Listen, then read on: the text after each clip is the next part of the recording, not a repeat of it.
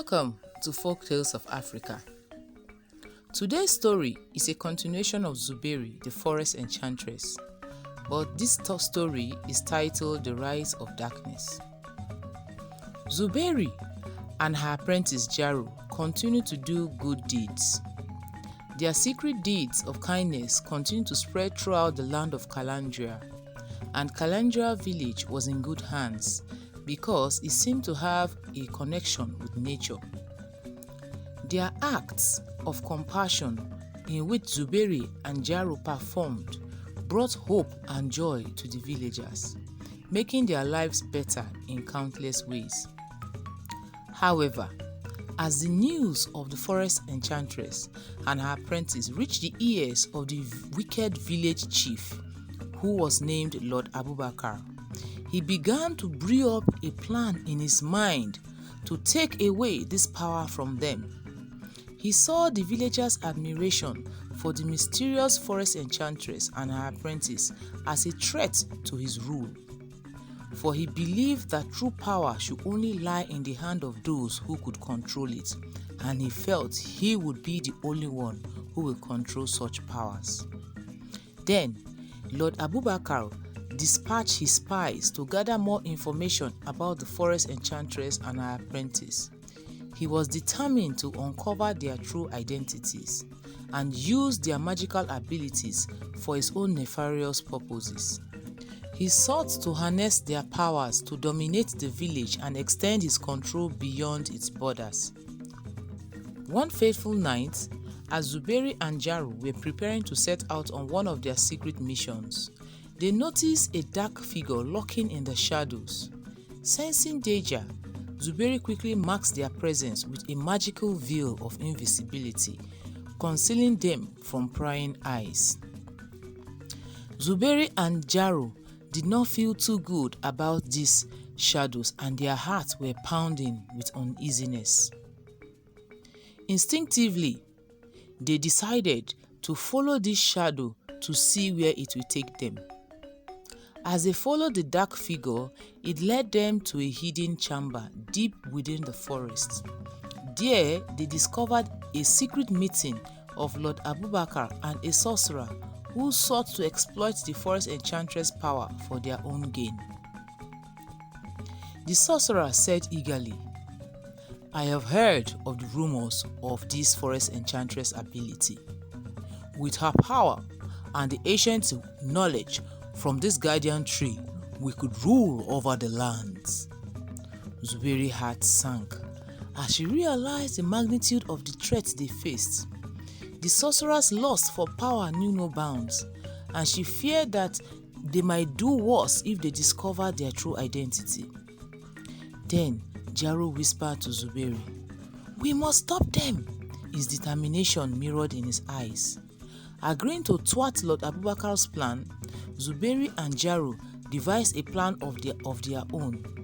They would use their knowledge of the forest and the magical abilities to protect the village from impending darkness. As they prepared to confront the sorcerer, Zuberi and Jaru turned to the guardian tree for guidance and strength.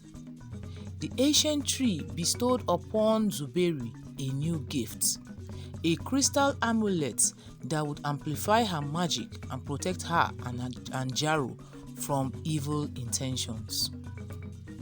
With the amulet in hand, Zuberi and Jaru went back into the cave and then stepped out of their shadows and revealed themselves to Lord Abubakar, the sorcerer, and his followers.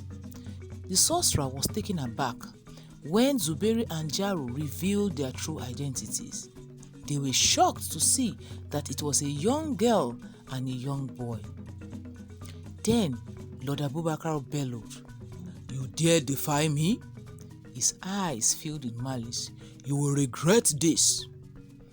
With a flick of his wrist, Lord Abubakar unleashed a dark spell towards Zuberi and Jaru. But the amulet's protective power shielded her and Jaru from this magic that Lord Abubakar threw towards them, and she countered it with a burst of radiant white light. Then a fierce battle continued between the dark forces and white forces. With Zuberi and Jaro using their combined magic, they fend off the sorcerer's attack. The forest trembled with a clash of powers, but Zuberi and Jaro's determination to protect the village of Calandra never wavered. Finally, with a final surge of strength, Zuberi invoked the ancient knowledge she had gained from the guardian tree and channeled it into a powerful spell. The spell engulfed Lord Abubakar and the sorcerer, stripping them of their dark powers and rendering them powerless. As the dust settled, Zuberi and Jaro stood victorious. Her heart was filled with a mix of relief and sorrow. She had hoped that her magic would bring only peace and harmony, but it had also been used to defeat those who sought to exploit it. Despite the darkness they had faced, Zuberi and Jaro's actions were not in vain. The villagers eventually saw the true bravery and selflessness of the forest enchantress and her apprentice, and then they came out of their shell. Meanwhile, Zuberi's auntie, Naomi, after witnessing the outstanding magical ability displayed by Zuberi and her apprentice Jaro, Naomi's heart sank with remorse and regret. The realization that she had mistreated her niece, who possessed such incredible powers, weighed heavily on her conscience.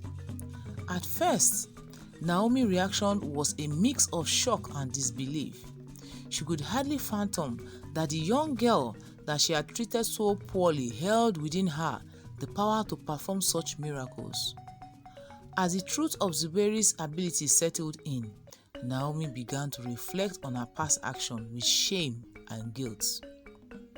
Every memory of the harsh words she had spoken and the endless chores she had assigned to Zuberi now haunted Naomi. Then, one evening, unable to bear the weight of her regret any longer, Naomi approached Zuberi with tears in her eyes. She mustered the courage to apologize for her past behavior, and Zuberi looked at her and forgave her. From that day on, Zuberi and Jaro openly revealed their identities to the villagers. They continued to use their magic responsibly, teaching others the importance of protecting nature and using their ability for kindness and compassion. The lesson in this story is, power should not be used to dominate others, but rather it should be used to help those in need. Zuberi's and Jaro's act of kindness brought hope and joy to the villagers, making their lives better in countless ways. However, Lord Abubakar saw their abilities as a threat to his rule and sought to exploit them for his own gain, and he was defeated. This is a cautionary tale about the dangers of greed and the importance of using one's power for good instead of evil. Thank you for watching and thank you for listening. Please like, share, subscribe to our channel so that we can make interesting stories for you to enjoy. See you in the next story. Bye.